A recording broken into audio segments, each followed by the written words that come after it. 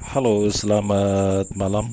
Salam sehat selalu untuk semuanya ya, yang saat ini mungkin lagi pada weekend, tapi saya percaya kalian semuanya stay di home atau hanya berkumpul dengan keluarga di sekitar rumah ya, atau mungkin jika kalian ingin berpergian mungkin ada sesuatu yang sangat urgent ya, karena situasi saat ini kita harus lebih aware lagi dengan kesehatan ya.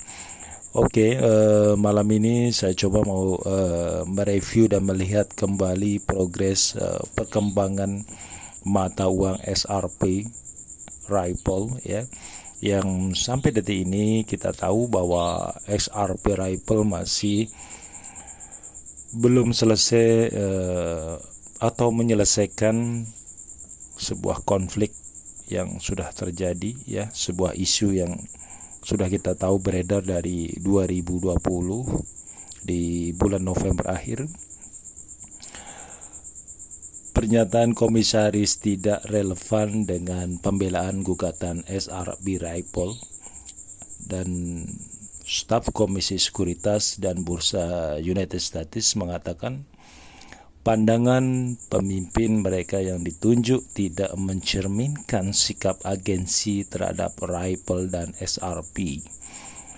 Komisi Sekuritas dan Pertukaran AS Sekuritas dan Ripple Lite berselisih kembali atas pembelaan Ripple bahwa Sekuritas gagal memberikan pemberitahuan yang adil bahwa transaksi SRP melanggar hukum atau bahwa sekuritas nantinya akan mengklaim SRP sebagai sekuritas.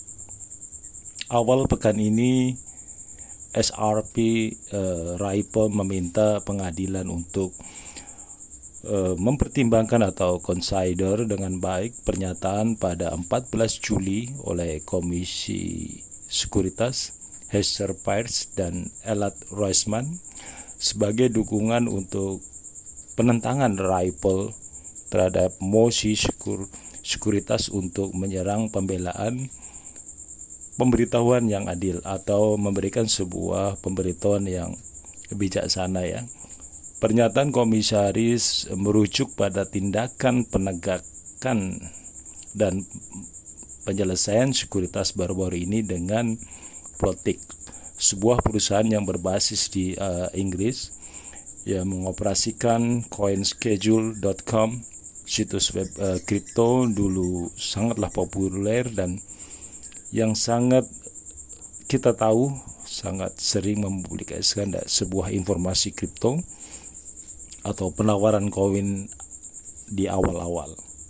Untuk pernyataan oleh dua komisaris sekuritas yang duduk ini semakin memperjelas bahwa selama waktu yang relevan dengan kasus ini, anggota masyarakat tidak memiliki atau memberitahukan yang adil tentang apa yang diwajibkan oleh undang-undang atau regulasi mereka. Salah satu ditulis oleh pengacara pembela Ripple Michael Kellogg dalam sebuah surat kepada distrik US Hakim Analisa Torres.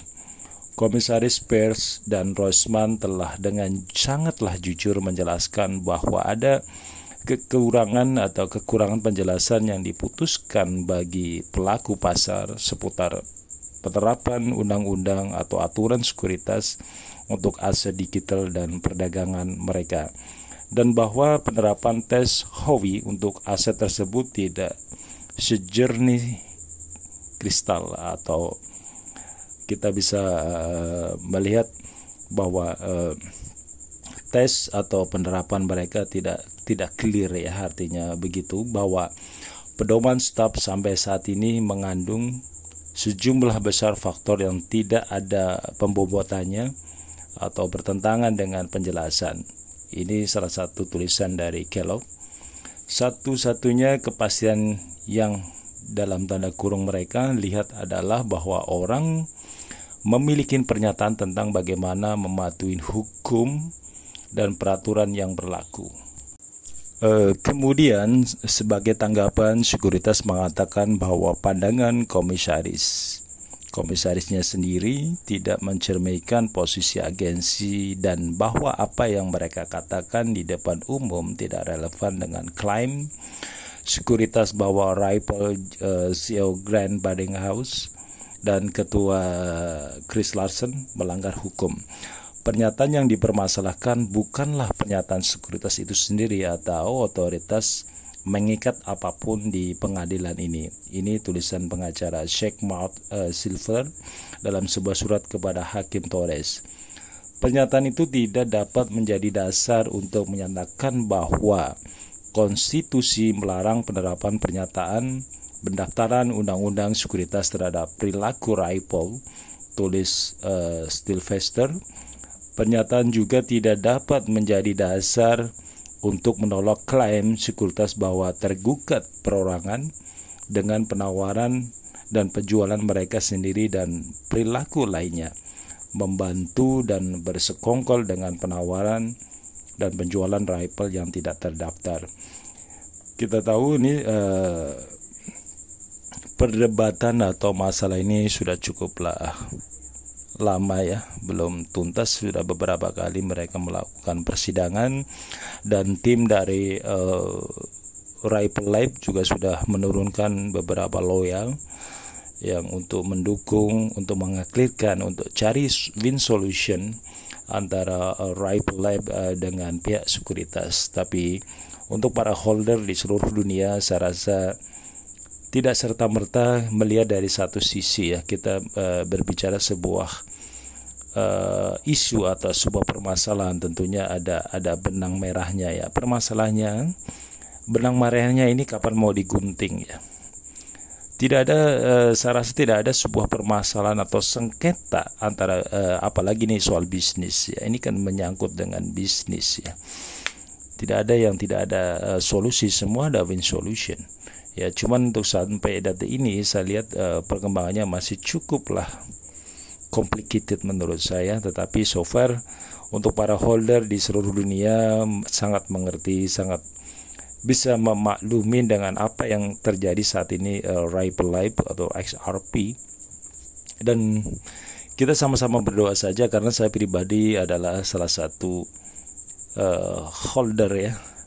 Hanya menyimpan beberapa lah untuk koleksi, nggak banyak kok, hanya beberapa. Tetapi untuk progres cryptocurrency jenis mata uang XRP, dari dulu saya sangatlah intent untuk memfollow berita, untuk melihat progres XRP ke depan, apa saja yang sudah dilakukan Ripple, dengan siapa saja Ripple menggait kerjasama di bidang keuangan, dan dengan perusahaan mana saja. Saya sangat intens untuk memonitor progres XRP ya. Dan teman-teman yang pada saat itu yang sudah mungkin take profit ya ketika XRP berada di rank level 29.000 saat itu, mudah-mudahan bisa menjadi rezeki yang bermanfaat untuk kalian. Dan untuk saat ini kita masih perlu berjalan cukup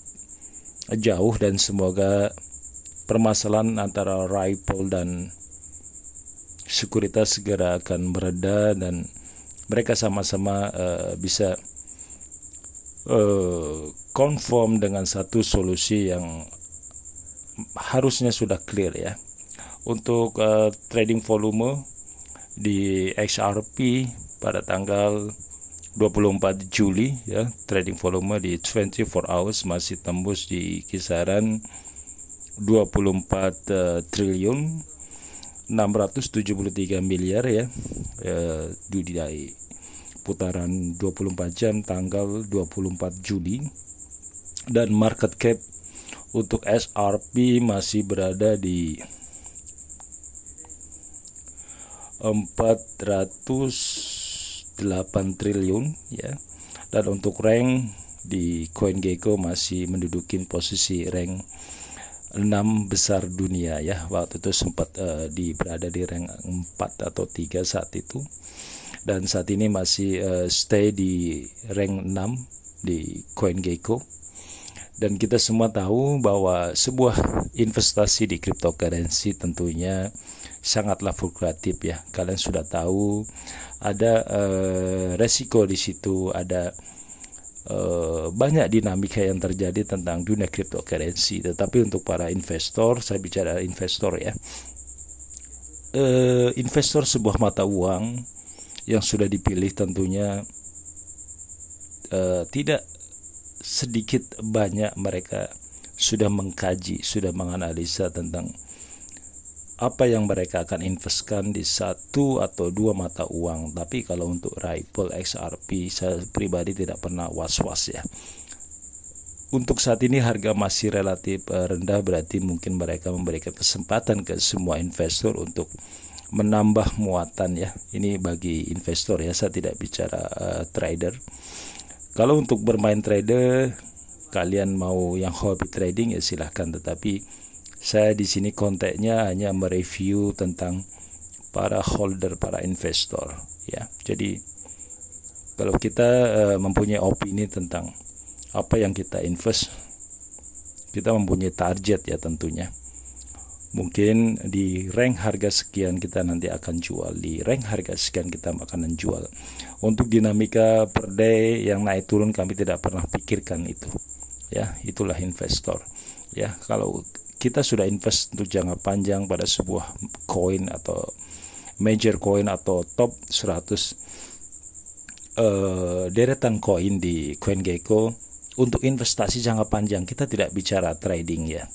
Itu kita hanya memonitor progres news, progres apa yang terjadi dengan mata uang itu ya. Tapi kalau untuk daily trading kalian kan beda, strategi kalian kan beda menghadapi sebuah pola dinamika kripto ya. Untuk teman-teman semuanya para holder XRP, kita sama-sama berdoa dan saya tetap akan intend untuk memonitor progres day by day apa yang sedang ripe